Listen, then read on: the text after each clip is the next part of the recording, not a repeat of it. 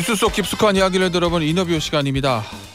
어제 이재명 대표 체포동의안이 가결된 이후에 더불어민주당에서는 여러 가지 이야기들이 나왔습니다. 먼저 지도부에서는 현재 이 상황 어떻게 보고 있는지 들어보겠습니다. 박성준 더불어민주당 대변인입니다. 의원님 안녕하세요. 네네, 안녕하세요. 네. 자, 의원님 입장에서는 어제 아마 가결될 것을 예상을 못하셨을 것 같은데 지도부 이거 하시니까요. 네네. 지금 어제 가결된 가장 큰 이유는 뭐라고 분석하고 계십니까? 지금 좀 설명을 좀 드리면요. 예. 일단 당대표 체포동의안 부결을 당론으로 이제 결정하지 않은 이유는 예. 통합이었습니다. 통합. 혹시 가결표를 던질 수 있는 분들이 오히려 당론으로 결정했을 경우에 부담감을 가질 수 있기 때문에 예. 그리고 이제 박강원 원내대표도 이번 체포동의안과 관련해서는 검찰의 무리한 수사, 무도한 수사, 정적 제거를 하고 민주당을 분열하기 위한 카드다. 그렇기 때문에 이것을 부결을 통해서 이 검찰의 무도한 수사를 저지해야 된다는 얘기를 하면서 호소했습니다. 예. 부결을 해달라고. 그렇지만 가결이 나온 상황은 저는 결정적으로 네. 이 가결파라고 해야 되겠죠. 네. 이 당대표 그동안의 당대표 사퇴를 요구를 해왔는데 이재명 당대표가 일선에서 물러나지 않기 때문에 이 부분에 대해서 강력하게 자신들의 의지를 관철시키기 위한 기획투표였다. 이렇게 저는 보고 있습니다. 예. 기획투표요? 그러면 일종의 예, 예. 당내 권력투쟁의 산물이다. 뭐 이렇게 보시는 건가요? 그런 면까지 있다고 봐야 되는 것이죠. 예. 그건 왜 그러냐면 이 투표 결과가 말해주지 않습니까? 그리고 그 과정이 말해준단 말이죠. 30표에서 39표 정도 언론에서는 제가 말씀을 드리면 예. 이번에 이제 체포동의안 부결에 대해서 의원총회에서 충분히 의견이 교류가 됐고 예. 또 중앙위원회 의결 규탄대회를 통해서 또 당무위원회가 있었는데 당무위원회 참석했던 분들이 거기서 의결은 하지 않았지만 의견을 냈단 말이에요. 네. 이번 체포동의안과 관련해서는 부당하다. 그리고 민주당이 단일 대우로서 이것을 맞서야 되는 거고 그렇게 하기 위해서는 부결해야 된다는 여론이 형성된 겁니다. 그리고 당내 민주주의라고 하는 절차적 과정들이 다 이루어졌던 것이죠. 그런데 여기에 대해서 가결을 던졌다라는 것은 그들이 요구하는 당내 민주주의를 얘기하면서 오히려 당내 민주주의를 부인하는 예. 그런 훼손을 한 것이고 절차적 과정에 대한 전체적인 무시를 한 것이기 때문에 이것은 상당히 큰 당의 훼손을 한 것이다 이렇게 보는 것이죠. 그 언론의 분석들을 보면 그 전날 이재명 대표가 SNS에 올린 글이 오히려 역풍을 맞았다라는 평가가 있던데 결국은 이재명 대표가 본인 입으로 불체포 특권 포기하겠다고 선언했는데 그 SNS 메시지에서는 그것에 대한 설명이 전혀 없었거든요. 부결을 해달라라고 호소하는 것이나 마찬가지가 됐기 때문에 그게 이제 오히려 반대하는 의원들의 표결집을 불렀다 이런 분석이 있던데 어떻습니까?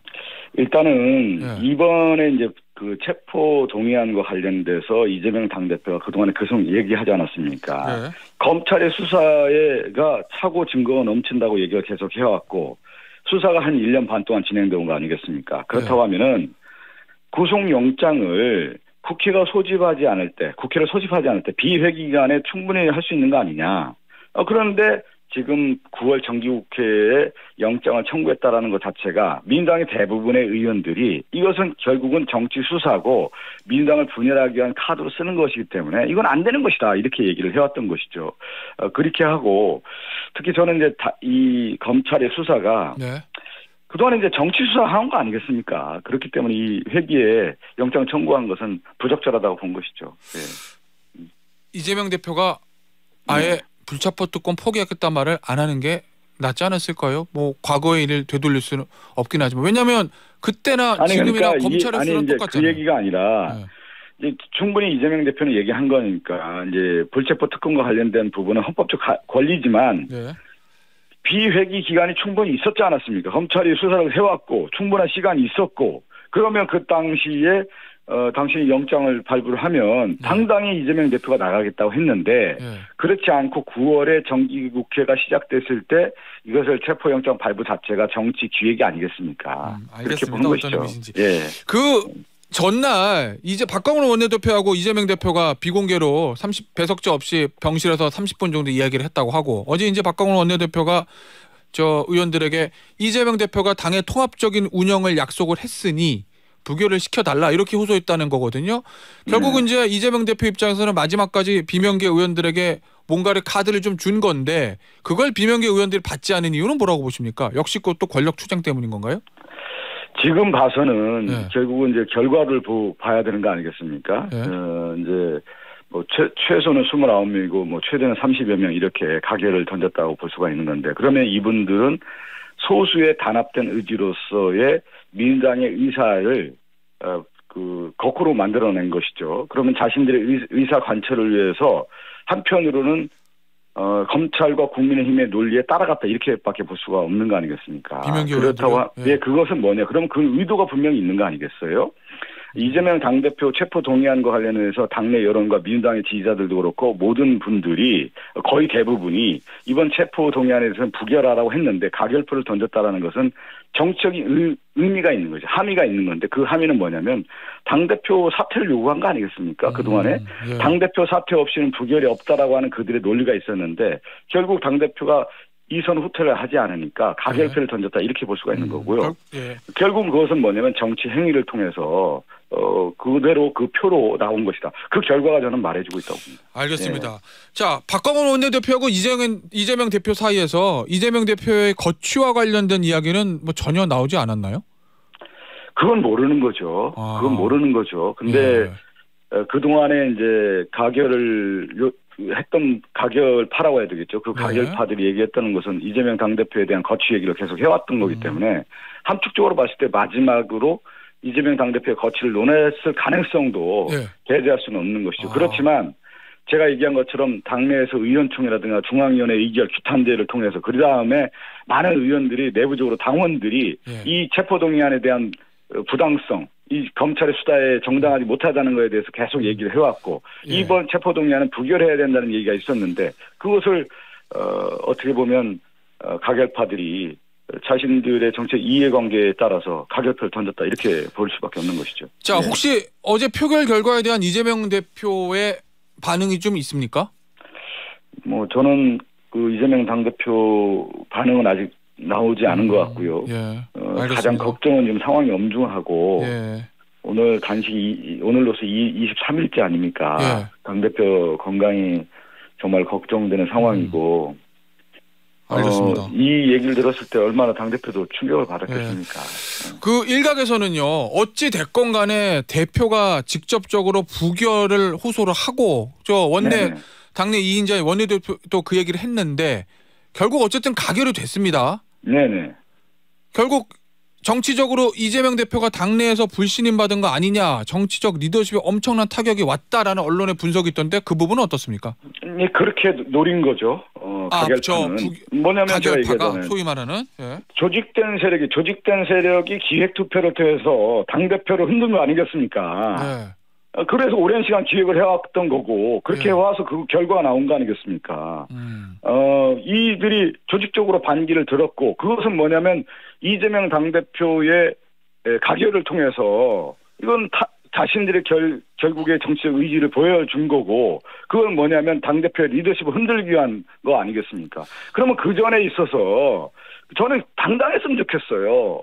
아니 어제도 그런 상황에 있다고 하면 왜 가결을 던졌는지 그 상황에 대한 설명을 하고 그러면 가결된 이후에 당의 분란과 위기가 이렇게 올 거라고 다들 예상을 했는데 그렇다면 정정당당하게 나와서 왜 가결표를 던졌고 그럼 당내 수습은 어떻게 할 것인지 당내 수습은 어떻게 하고 어떤 프로세스를 밟아야 되는지 얘기해야 되는 거 아니겠습니까? 그렇지가 못했다라는 것이 저는 솔직하고 당당하지 못했다는 거로 보고 있습니다. 자, 그러면 의원님 말씀하시기는 가결파의 최종적인 목적은 이재명 대표가 자리에서 내려오는 것이다 이렇게 말씀하셨잖아요.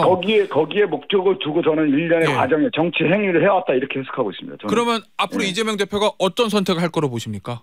그건 이재명 당대표에게 지금 그런 얘기를 할 시기는 아닌 것 같고요. 근데 결국은 언제는 닥칠 문제잖아요. 아니 지금 앵커께서 무슨 얘기를 하시는지 알겠는데 가장 중요한 것은 지금 이 사태가 벌어진 거 아니겠습니까? 사태 수습을 하고 당 지도부는 무엇을 할 것이고 그 방향에 대한 제시를 해야 되는 거고요. 그리고 이재명 대표는 중요한 것이 두 개 남아있는 거 아니겠습니까?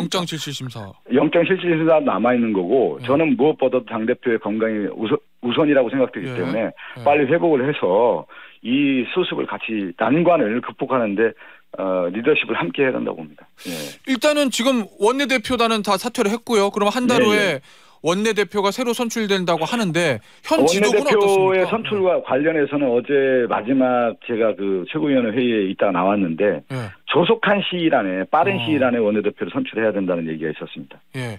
그 원내대표 선출에 친명 의원들이 힘을 모읍니까? 친명계 원내대표 아니 그것을 이제 친명이냐 비명계로 보는 게 아니라 이것은 원내대표의 역할이 앞으로 지금은 당의 위기 아닙니까? 얼마나 혼란합니까 지금? 당의 민주당에 지지하는 분들 또 이재명 당대표를 바라보는 분들 또 지금의 모습을 바라보는 분들 여러 시각들이 있는데 그것을 하나로 모으는 에너지를 만들어내야 되는 리더십에 있는 분이 원내대표 아니겠습니까? 그랬을 경우 그 원내대표가 어떤 역할을 하고 어떤 비전을 제시할 수 있는지를 봐야 되는 거 아니겠습니까? 그래서 저는 사퇴 수습을 하고 앞으로 민주당이 원만하게 다음 총선까지 이룰 수 있는 리더십을 확보할 수 있는 원내대표가 나와야 된다고 보는 것이죠. 의원님 지금 뭐 어제 결과가 있었으니까 아직까지 감정적으로 좀 특히 이제 친명계 의원들은 격앙이 됐을 수밖에 없을 것 같긴 한데 지지자들이 지금 좀 굉장히 격앙돼 있는 상태고 어제 뭐 몇몇 친명계 의원들 특히 이제 김병기 의원 같은 수석 사무부총장이죠. 김병기 의원 같은 경우에는 이제 친명계 의원들 개다, 뭐 이완용이다, 뭐 이렇게 강하게 비유를 통해서 비난하기도 했는데 어떻습니까? 이게 총선을 앞두고 당내 이 분란 이게 수습이 될까요? 아니면 결국 분열의 길, 분당의 길로 가게 될까요? 아니 그것은 당의 위기 상황이 오면 그 위기를 기회로 또 만들어야 되는 거고요. 지금 뭐 김병기 의원 얘기했지만 어제 의총장에 당내 많은 의원들이 예상하지 못한 결과였고 그 지금 예상하지 못했다는 건 뭐냐면 충분한 수기와 공론의 과정을 겪었단 말이에요.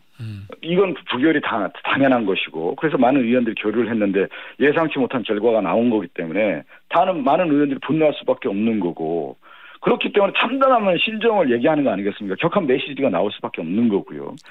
그렇지만 이제는 수습 단계로 가야 되는 것이다. 조속한 수습 단계로 가기 때문에 그러한 모습으로 이제 우리가 만들어내야 되는 것이죠. 그것이 민주당의 공당의 역할이고 알겠습니다. 또 민주당을 지지하는 분들 또 우리 국민들에 대한 최소한의 예의 아니겠습니까? 의원님 마지막 질문이 될 것 같은데요. 좀 가정적 상황이긴 하지만 상황 자체가 워낙 엄중하기 때문에 제가 드리는 질문을 좀 이해 부탁드립니다. 영장이 기각이 되면 뭐 이재명 대표가 체제가 뭐 유지될 것 같긴 한데 만약에 영장이 발부가 돼서 이재명 대표가 구속이 되는 상황이 오면 그때 민주당은 어떻게 되는 겁니까? 아니 이제 가정법으로 얘기할 필요는 없는 것 같고요. 제가 얘기한 것처럼 지금 상황에서 그 영장이 이제 되냐 안 되느냐 기각되느냐 뭐 받아들이냐 이거 가지고 지금 얘기하기보다는 지금 저는 오늘부터 되게 중요하다. 어제 이제 당내에서 수많은 논란과 뭐 여러 얘기가 나오지 않았습니까?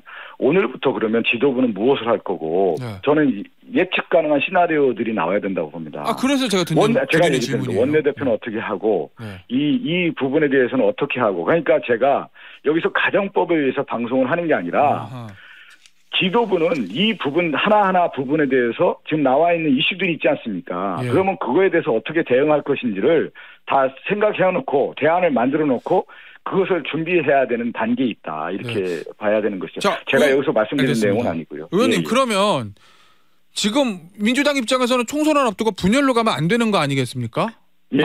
그러면 지금 소위 말하는